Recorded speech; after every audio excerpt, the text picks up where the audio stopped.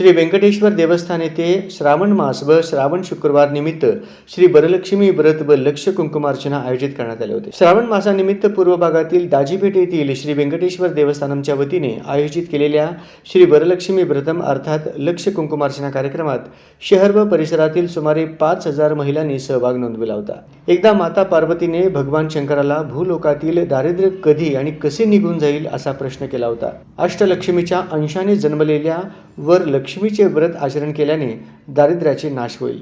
या कथेनुसार सुवासिनी महिला हे व्रत करतात असे श्री वेंकटेश्वर देवस्थानमचे पुरोहित किरण स्वामी यांनी सांगितले। दुपारी 4:30 वाजता श्री महालक्ष्मी देवीची पालखी काढण्यात आली। त्यानंतर कार्यक्रम सुरू करण्यात आले।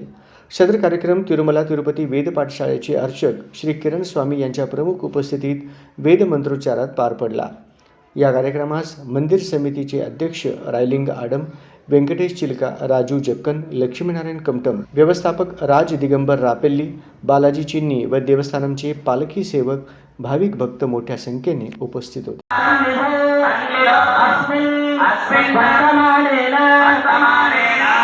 प्रभवा